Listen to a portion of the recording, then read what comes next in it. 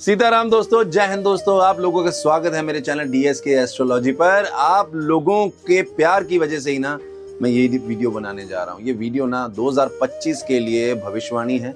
भविष्यवाणी का आधार है अंक ज्योतिष। अब आप लोग ना इसको न्यूमरोलॉजी से कनेक्ट मत करना। रीजन बताता हूँ। न्यूमरोलॉजी में 4 और 7 को राहु और केतु से कनेक्ट करते हैं, पर शास्त्रीय अनुसार, मतलब अगर आप ज्योतिष शास्त्र को देखेंगे, पढ़ेंगे, जिसके अंदर गणित आता है, गणित में ही अंक ज्योतिष आता है, उसके आधार पर ना कुछ चीजें भिन्न हैं जो कि वेस्टर्न न्यूमरोलॉजी में यूज नहीं होती। इसलिए ये जो प्रेडिक्शन होगा ना, ये आप अपने पूरे साल में ना डेफिनेटली फील करेंगे। इसलिए इस पूरी वीडियो को देखना।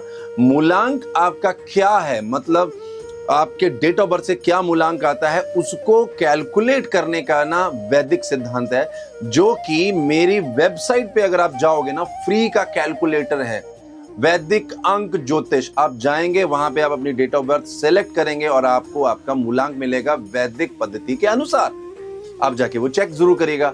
साथ ही साथ बताना चाहूंगा कि जब भी आप इस वीडियो को देखें, आप ये सुनिश्चित करें कि आपके पास आपके पहले नाम का मूलांक होना चाहिए। अब क्यों होना चाहिए नाम का? वैदिक शास्त्रों के अनुसार नाम इज द फर्स्ट मंत्र। तो अगर हम यहाँ पे अंक ज्योतिष ले रहे हैं, तो अंक ज्योतिष में मूलांक भी ना, अगर आपने अपने नाम का चुन के भविष्यवाणी देखी और उसके अनुसार अगर आपने अपने पूरे साल को यूज में लाया, तो आपको ज्यादा बेहतर रिजल्ट मिलेंगे। अब नाम के अनुसार आप मूलांक कहां ढूंढें? आप जाएंगे dskastrology.com, लिंक आपको डिस्क्रिप्शन में मिल जाएगा। कैलकुलेटर एकदम फ्री है। अगर आपने यूज किया तो आप जीवन में समझ पाएंगे आपका असली में नंबर क्या है। आप जाएंगे dskastrology.com, लिंक आपको डिस्क्रिप्शन में मिल जाएगा। कैलकुलेटर एकदम फ्री है। अगर आपने, इसलिए आप इस लिंक पर जाके जरूर अपना जो मूलांक है वो देख लें। और ये पूरी वीडियो में जो 1 से लेके 9 मूलांक की भविष्यवाणी है ना, जो मैं आपको बहुत ही डिफरेंट वे में समझाऊंगा, पर वो इतना सरल होगा कि आप पूरे साल उसका लुत्फ ले पाएंगे। तो अब चलते हैं हम आगे मूलांक के। 6 नंबर मूलांक, मुझे पता है बहुत सारे लोग इसका वेट कर रहे होंगे। क्यों? क्योंकि ये शुक्र का नंबर है, वीनस का नंबर है। बहुत सारी वीडियोस देखते हैं, शुक्र को एक्टिवेट करें, महालक्ष्मी को ये तेज पत्र चढ़ाएं, लौंग चढ़ाएं, वो चढ़ाएं। भाई ठीक है, कोई बात नहीं, चढ़ाते रहें, अच्छी बात है, बट उनका क्या रेलेवेंस है? अगर आपकी कुंडली में शुक्र अच्छा नहीं है, तो क्या तेज पत्र से वो एक्टिवेट हो जाएंगे या फिर वो आपको रिजल्ट दे देंगे? भाई अगर ऐसा होता तो पनवाड़ी की दुकान वाला तो फिर अंबानी से भी ऊपर होता, क्योंकि तेज पत्र का पूरा गठरा उनके पास होता। ऐसा नहीं होता है दोस्तों। एक चीज याद रखिए, हमारे यज्ञों में या हमारी पूजा में, अनुष्ठान में जब इन चीजों की यूज होता है, चाहे वो लौंग है, इलायची है, तो उसके पीछे एक रीजन होता है कि उनको जब ज्वलित करते हैं तो उनकी जो सुगंध है वो हमारे घर की आभा को दूर करता है। अब सिर्फ और मात्र तेज पत्र को रखने से या फिर लौंग को रखने से, इलायची को रखने से उसकी आभा कैसे बनेगी? भाई आभा तभी बनेगी ना जब आप पावक से जोड़ोगे। पावक मैं बताऊं तो ऋग्वेद में पावक अग्नि को कहा गया। ये चीज आपको अगर पता थी तो कमेंट में करके जरूर बताइएगा। अब ध्यान से समझिए, शुक्र का ये 6 नंबर है। अगर आपका फर्स्ट नाम आपने कैलकुलेटर पे चेक किया कि नहीं किया, नीचे लिंक है, प्लीज जाइए, फ्री है। वैदिक सिद्धांत के अनुसार ये कैलकुलेटर आप यूज करिए, अपने नाम का मूलांक चेक करिए। अगर नाम का मूलांक 6 आता है और आप अगर किसी मंथ में 6 नंबर को, मतलब 6 की तारीख को, 15 तारीख को या 24 तारीख को अगर आप पैदा हुए हैं ना, तो आप 6 मूलांक के, घोर मूलांक के हो जाएंगे। मतलब क्योंकि डेट भी है और नाम भी है। बट अगर दोनों में से आपका नाम 6 नंबर का आता है और आपका डेट ऑफ बर्थ किसी में आता, तो भी मैं आपको कह सकता हूं कि आप 6 नंबर का मूलांक का जो प्रेडिक्शन है वो सुनिए, देखिए और उसी को आप महसूस करेंगे तो ज्यादा बेहतर है, क्योंकि नाम इज द फर्स्ट मंत्र। शुक्र और मंगल का कॉम्बिनेशन बता दूं सीधा सा, पैशनेट वाला। ज्योतिष में इसको पैशनेट योग बोलते हैं। और खासकर जो लव बर्ड्स होते हैं ना, जो बहुत एक दूसरे से रोमांटिक तरीके से जुड़ते हैं या फिर अपनी लाइफ में बहुत रोमांस चाहते हैं, बहुत रोमांच भी चाहते हैं, या बहुत अपने काम के लिए पैशनेट होते हैं, उन लोगों का ये कॉम्बिनेशन शुक्र और मंगल। आपका इस साल 2025 एक शब्द में बोलूं तो पैशनेट ईयर निकलने वाला है। अब पैशन किसी चीज के लिए हो, काम के लिए हो, आपके अपने पर्सनल लाइफ के लिए हो या किसी और चीज के लिए हो, पैशनेट होगा। अब वो कितना होगा सक्सेसफुल, ये आपको बताएगी आपकी कुंडली। क्यों? क्योंकि जब तक शुक्र और मंगल का अच्छा योग नहीं बनता है ना, तब तक मां लक्ष्मी ना आपके उस पैशन के साथ जोड़कर ना आपको रिजल्ट नहीं देती। क्योंकि देखो एक चीज समझो, किसी भी काम से आपको बेनिफिट कब होगा? माँ लक्ष्मी बेसिकली पैसा है। पैसे आपको कैसे मिलेंगे? जब आप उसको पैशनेटली करते हो और करने के साथ वो सक्सेसफुल होता है।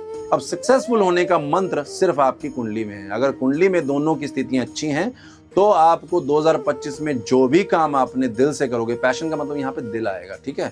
ऐसा नहीं है कि आपका एक्सपीरियंस आ गया है तो आप उसमें पैशनेट होगे। पैशन का मतलब जो अंदर से ऊर्जा है, भले ही उसका एक्सपीरियंस है नहीं, आप ट्राई मारिए। और अगर आपकी कुंडली में शुक्र और मंगल का कॉम्बिनेशन अच्छा है ना, 2025 में आपको नो एक्सपीरियंस के साथ भी प्रॉफिट होगा। मैं आपको बता रहा हूं, बस आपकी कुंडली में शुक्र और मंगल अच्छा होना चाहिए। अब अगर बात करें बिजनेस की, तो 2025 में जो क्रिएटिव लाइन में है ना, गारमेंट में, सैलून में, डिजाइनिंग में, ये जो बंदे हैं ना, ये इस बार ना बूम करने वाले हैं। आप खुद देखिएगा इस साल ना इंस्टाग्राम, यूट्यूब पे भी ना आपको इन्फ्लुएंसर सबसे ज्यादा क्रिएटिव ही मिलने वाले हैं। ध्यान रखिएगा, ये साल इन लोगों के 6 नंबर वालों के लिए बहुत बेहतरीन है, क्योंकि मंगल के साथ ना शुक्र की ट्यूनिंग बहुत अच्छी होती है।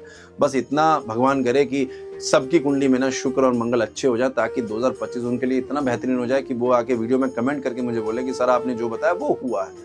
अगर हम बात करें रिलेशनशिप, मैरिड लाइफ या फिर लव लाइफ, तो मैं इतना कह सकता हूं कि ये ईयर आपकी नई शुरुआत के लिए, अगर कोई कपल अपनी फैमिली प्लानिंग करने जा रहा है तो ये साल उनके लिए बेहतर होगा। करना भी चाहिए क्योंकि ये पैशनेट ईयर है।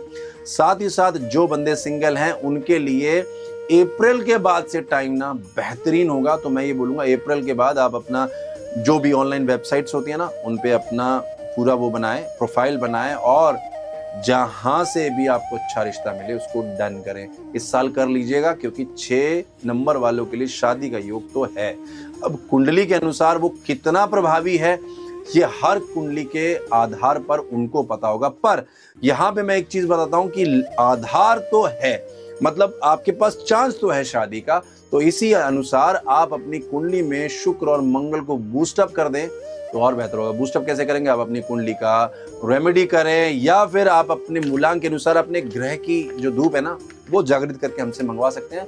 उसको भी सुबह शाम अगर ज्वलित करने लग गए ना, तो उससे भी फायदा होगा। हेल्थ की बात करें तो हेल्थ में ना आपके प्राइवेट एरिया पार्ट्स में इश्यूज आ सकते हैं। मेक श्योर कि आप अपनी गायनी, अगर फीमेल है तो अपनी गायनी के संपर्क में रहें, और अगर मेल है, मेल तो किसी को भी, समझ गए आप लोग, तो आप इन चीजों का ध्यान रखें। साथ ही साथ अगर आप ब्यूटी से रिलेटेड मतलब अपने हेल्थ को करते हैं, जैसे फीमेल्स तो बेसिकली मेकअप्स यूज करती हैं, बट मेल्स भी आजकल बहुत सारे, मैंने देखा इंस्टाग्राम के ऊपर बहुत सारे वीडियोस आते हैं कि लोगों ने सर्जरी करा ली, वो करा ली। प्लीज अगर कॉस्मेटिक सर्जरी करा रहे हैं तो मैं आपको सिर्फ एक ही डिस्क्लेमर दूंगा या एक ही वार्निंग दूंगा, be very sure where is your Mars and Shukra this year. गोचर में कैसे है, दशा में कैसे है, वो सब देखना है, क्योंकि दिस ईयर कैन ब्रिंग आपकी कॉस्मेटिक जो सर्जरी या कॉस्मेटिक जो इंप्रूवमेंट करने जा रहे हो उसमें कोई ना कोई प्रॉब्लम आ जाए। तो मेक श्योर कि आप अपने ज्योतिषाचार्य से, जरूरी नहीं मुझसे, अगर मुझसे करते हैं मैं तो सूक्ष्म कुंडली बनाता ही हूँ, बट जिसको भी सूक्ष्म कुंडली आती है, अगर आती है तो आप उनको दिखा के ही उसके आगे बढ़िए। ट्रैवलिंग की बात करें तो जिसका बहुत अच्छा व्यू है ना, जैसे कश्मीर हो गया या हिमाचल की साइड पे या फिर हमारे ईस्ट की साइड पे, बहुत सुंदर सुंदर वैलीज हैं, बहुत सुंदर एक सीनरीज हैं, जाना शुरू करें। 2025 में वहां जाएंगे तो आप अपने पार्टनर के साथ ना अपने रिलेशनशिप को और स्ट्रॉन्ग करेंगे।